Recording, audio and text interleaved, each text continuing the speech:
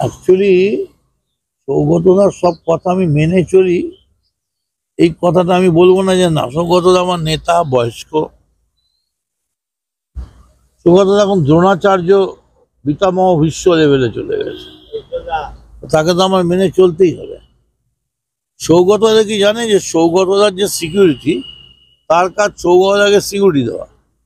তাকে দিয়ে কি কি কাজ করা হয়, চুন পান বাজার খাওয়া রান্না, সে সৌগতদাকে সিকিউরিটি দেবে কখন?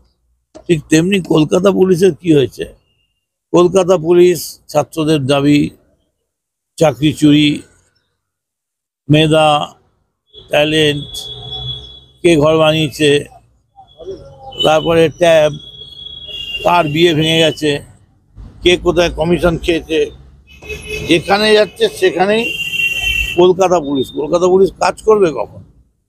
কলকাতা পুলিশ তো সারাদিন রোজ রোজ মিছিল আসছে, কলকাতা পুলিশের পুরো ব্যাটালিয়ান মিছিলে দাঁড়িয়ে আছে।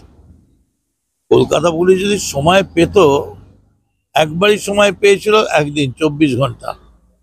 24 ঘন্টায় সঞ্জয় রায়কে অ্যারেস্ট করে কলকাতা পুলিশ দেখিয়ে দিয়েছে যে আজকে আমরা, কলকাতা পুলিশ আজকে যা বলে 76 দিন ধরে সিবিআই তাই বলে।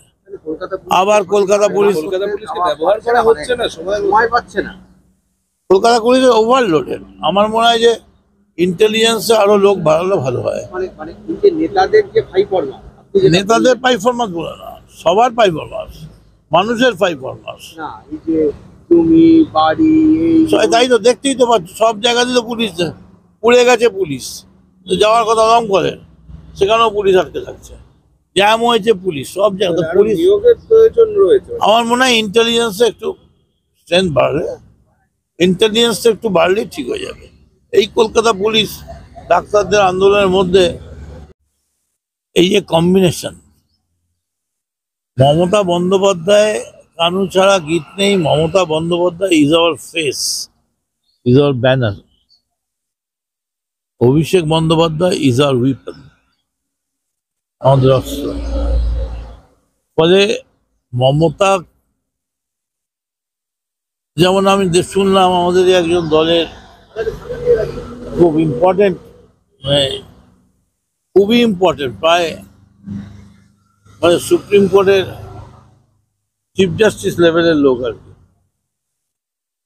তিনি দেখলাম বলেছে যে কে ৭০ বছরের প্রেসিডেন্টটাকে কে আটকে রেখেছে দিন ধরে, কে মাথায় হাত দিচ্ছে। আমি তো অবাক হয়ে শুনলাম।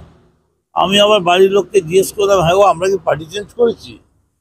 তো বললো না। তা আমাদের পার্টির নাম কি? বলো তৃণমূল কংগ্রেস। এই পার্টিতে কে কি হবে কে ঠিক করবে? ছাত্র যুব অভিষেক ঠিক করবে, এবং কোনোদিনই অভিষেক মমতা ব্যানার্জির কথা ছাড়া কিছু করে না। ফলে সবটাই মমতা এবং অভিষেক সম্মিলিতভাবে সিদ্ধান্ত হয়। কে বলছে কার কাছে গিয়ে ডাক্তাররা পায়ে পড়েছে? আরে জয়পুরিয়ায় যখন ডাক্তাররা নিজের পয়সা খরচা করে লড়ে জিতেছে, ফার্স্ট যেটা জয়পুরিয়া থেকে লাগু হয়ে গেছে শাস্তি, তারপরেই অনেকে দাঁড়িয়ে গেছে ব্রিফ হাতে নিয়ে। বলে এইসব গিমিক করে কোনো লাভ নেই। অভিষেক তার কাজ করছে, মমতা তার কাজ করছে, এবং কি করতে হবে না করতে হবে, দল কিন্তু তৈরি, দল নির্বাচনের জন্য তৈরি। ছোটখাটো ফুটো টুটো দিয়ে টুকটাক এদিক ওদিক যা আছে সেগুলো রিপেয়ারিং চলছে। কালকে ইলেকশন হলে কালকে দল লড়ে যাবে।